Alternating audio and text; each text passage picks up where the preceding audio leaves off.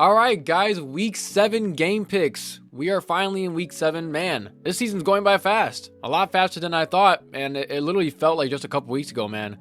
We were just waiting for football to start, and we're about halfway through the season. I think next week will mark about halfway-ish. Not really, just because you can't really divide 17 by... Well, actually, no, there's 18 weeks, so week 9 would be the halfway point. But we're almost there. We're almost at the halfway point. And, yeah, just like every week, guys, I'm gonna keep putting out these game picks, and we're gonna see how many I get right at the end of the season. You're seeing on the bottom right hand corner my all-time record in terms of picks. I should be right around like 26-19. I believe that's the number. I'll have to do the math on that later. It's not on my screen right now. I'll have to go back and edit that in, but we'll just try to get as many as we can right. Obviously, every week there's always some surprises. Like last week, the 49ers losing to the Browns, and honestly, they shouldn't have. I mean, not only they shouldn't have just because they're not, they're worse than the 49ers, but man, they missed that kick at the end. They really did, and that, messes up my fantasy team, but at least I took the W in that week, took out the number 1 guy in my league. But let me get back on track here. Jags versus Saints. Thursday night football. Trevor Lawrence is injured. His knee, I don't know exactly what he did to his knee, but operating on a short week with a knee injury. I don't think he's going to be as mobile. And yes, the Jaguars have been pretty good lately. Travis Etienne has been good lately, but without their quarterback being as mobile and without him being as healthy as he can be, I don't know that if he can take on this Saints defense and beat them. I mean, they've been playing pretty decent as of late, and even though they lost to the Texans this week, I just feel that the Saints are going to pull this one off. Give me the healthier quarterback of the two, which is Derek Carr, and like I said, pretty even matchup here. I just believe that the Saints are going to pull it off. Then we go to the Browns and Colts. I think the Colts are going to take the Browns are going to take this here, not the Colts. The Colts don't have their starting QB in Anthony Richardson, and at the time of recording this video, I believe he's been put season-ending surgery, so there goes Anthony Richardson's season about 5 weeks into the season. Ain't that crazy? Hopefully he bounces back next year, man, because honestly, I was rooting for him. But yeah, the Browns here, great defense. They stuffed and destroyed the 49ers last week, even though they probably should have lost. But either way, the hottest team in football, they beat them, and they're going to beat the Colts here. Bills versus Patriots. Man, there used to be a time where we would pick the Patriots every single time because, man, Tom Brady just owned the Bills. I think he had like an all-time record of like 25-3 or something. Some crazy number. I think has like the record of like most wins against a single team in his career. But yeah, the script has completely flipped.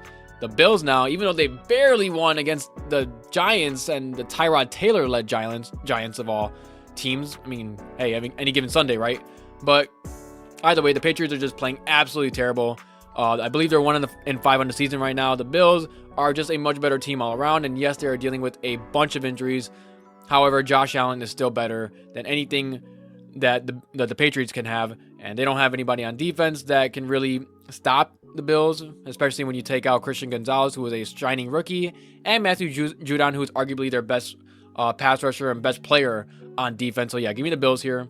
Raiders and Bears, I'm making a separate video on that. I'm not sure if I'm posting that first or after this video. You guys will see. But going on to the Commanders and Giants here, I'm going to take the Commanders. I think they just have a better team, a better D-line. Sam Howell's kind of getting back into his groove a little bit. They beat the Falcons last week, and Desmond Ridder played terrible that game. I'm not sure why he hasn't been benched yet.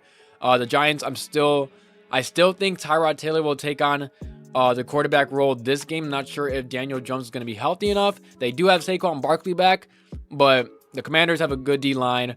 Sam Howell is only improving. I think they're gonna beat the Giants here. And speaking of the Falcons, Falcons versus Bucks. Give me the Bucks here. Better defense. They actually kind of were competitive with the Lions for a bit, and the Lions are one of the hottest teams in football right now. The Bucks have a just much better defense. Desmond Ridder has been playing absolutely terrible, and man, poor offensive weapons, specifically Pitts, Bijan, and Drake London. They would be shining on other teams, but right now they're stuck with Desmond Ridder. He's playing absolutely terrible, so just give me the Bucks here. Much better team, much better defense, and Baker Mayfield is playing a lot better this year with his new team. Detroit Lions versus the Ravens. Honestly, everything in me wants to say the Ravens here. I honestly feel like the Ravens are just one of the better teams that the Lions have faced. And yes, I know I just said that the Lions are the hottest team or one of the hotter teams in football, but they haven't had a really tough schedule as compared to other teams. Yes, they faced the Chiefs week 1 and beat them, but remember, they were without Travis Kelce, they were without Chris Jones, and those are two of the top players in this league, and they probably would have lost that game had their guys just kept dropping passes. I mean, Kadarius Toney handed them a touchdown after dropping an easy pass, and then when they were getting into field goal range, I believe he dropped another pass that would have gotten them into field goal range and most likely would have won up the game. So the Lions really should be 4-2 right now, but I'm just going to give them, their credit here for beating a good team, beating Patrick Mahomes, beating Andy Reid. But nonetheless, guys, I think the Ravens are going to beat them here. I don't think the Lions are prepared for a really good, healthy team and a really good quarterback like Lamar Jackson. So I think the Ravens are going to take it here. All right, then we got the Cardinals and Seahawks here. The Cardinals have been surprisingly competitive in almost every single game this year, even won a game against the Cowboys of all teams. They did get, score-wise, they got destroyed by the Rams, but remember, that game was like 9-6 for the first half, I believe, or 9-3. So they held them down for a bit before they just kind of gave up on covering Cooper Kupp and Puka, I believe. But Seahawks here, I think, are going to take it over the Cardinals. The Cardinals are just going to be that team that just always is competitive, but they're just never going to be able to pull out the victory. And I think that's going to stay that way as the Cardinals will probably lose, and I predict they will lose to the Seahawks here.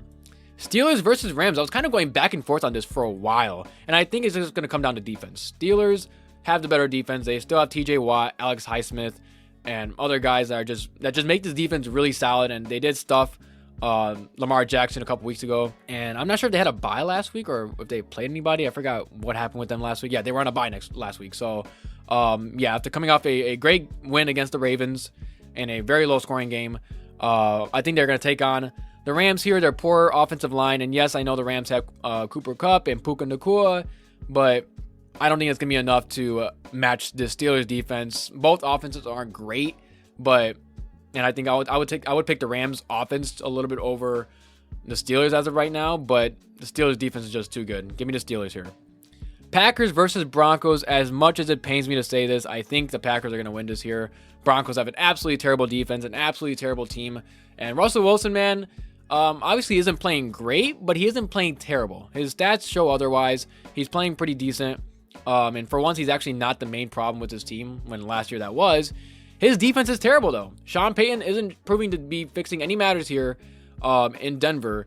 So I think the Packers are going to win this one. They've been on a low streak right now, and I think the Packers, after the bye, getting enough time to kind of, settle down, reset. And I think Jordan Love here and Matt LaFleur are going to come out.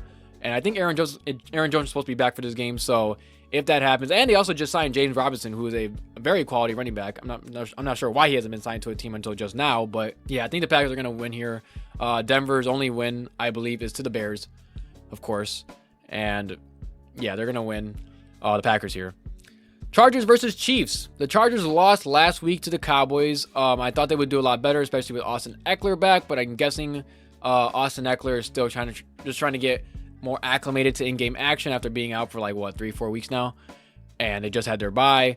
So the Chiefs are still the Chiefs, guys. I mean, yeah, it's Matt Nagy, I believe, calling plays over there, which is probably why the Chiefs aren't doing as well. And I'm not sure why Andy Reid still continues to let Matt Nagy call plays. And you can see the obvious dip in production and dip in just level of play in Patrick Mahomes and the entire offense in general, just because you just see it, man. They're just not the same powerhouse team that they used to be these past few years. And I don't know why they don't just switch back to how things were before, because if they don't switch it back, they probably just lose somebody in the playoffs. But it's not going to be the Chargers here. Chargers didn't play that well. Justin Herbert isn't as accurate. He missed a lot of throws last week. Hopefully he fixes it up this game. But I think the Chiefs are going to come out with the victory here. I don't think they've lost to the Chargers yet in Patrick Mahomes' career. So I think that's still going to continue here. Give me the Chiefs. Dolphins versus Eagles. Nice and interesting matchup here. I can't believe the Eagles lost last week, especially with a very, very, very depleted Jets secondary. No Sauce, no Reed, and a bunch of other guys missing, and they still lost to the Eagles. I mean, Jalen Hurts basically handed them the game. Just kept throwing pick after pick at the end. Just here, take the victory, take it back, come on. And they gave them the W. I don't think that's going to happen again with the Eagles. They did sign Julio Jones, albeit it's not the Julio Jones of the Falcons. It's the Julio Jones of old. But I think the Dolphins are going to win this one here. Just a better team. Eagles still have a great defense, still have great players. Jalen Hurts is still pretty solid, but he has been struggling lately, and I think that's kind of the difference maker here. Tua and the offense, and Raheem Mostert, and Tyreek Hill especially, who's probably honestly the most valuable non-QB in the league right now. And I think he just rips apart this Eagles secondary here, along with Jalen Waddle and Raheem Mostert and whoever else they got back there hiding in their little, stash of weapons that they keep in Miami. So yeah, give me the Dolphins here.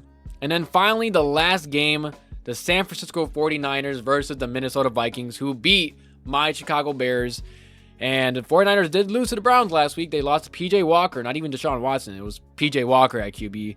And I don't think it's going to happen again. I feel like it was just one of those fluke games. Christian McCaffrey was out. I don't know if he's going to play this game, but even if he doesn't, I still think that the 49ers here are going to pull it off. Remember, the Vikings are still without Justin Jefferson, and they will be for another 3 more weeks at minimum. And the 49ers just still have a great defense, still have great players. And even if McCaffrey's out, they still have George Kittle. They still have Deebo Samuel, who also I don't know if he's going to play. And they also have Brandon Ayuk. They have, a great offensive line. Great defense, great talent all around. It's not just one guy that runs the show. Brock Purdy did struggle last week, but I think he bounces back against the Vikings, who don't have a great defense. Give me the 49ers here. But yeah, that's it, guys. Those are my picks. Hopefully I get a lot more right. I feel like I'm just stuck at 9. Like, I'm getting always 9 games right and then 6 or 7 losing, depending on how many teams are playing. But yeah, let me know what you guys think. If you guys think I'm kind of crazy on some of my picks. I think the one I think my most wild pick was probably picking the Ravens over the Lions, but I just kind of have that feeling, man. I feel like the Ravens are just a better team. Are just the, I'm sorry, not the better team. They're just the better team that the Lions have faced. But the Lions are the better team right now. I just think that the Lions may have not, I'm not really sold on them yet because they haven't faced any like amazing teams, amazing fully healthy teams. And until they do, I'm not going to be 100% bought in just yet. So let me know what you guys think. Bear down, I'm out.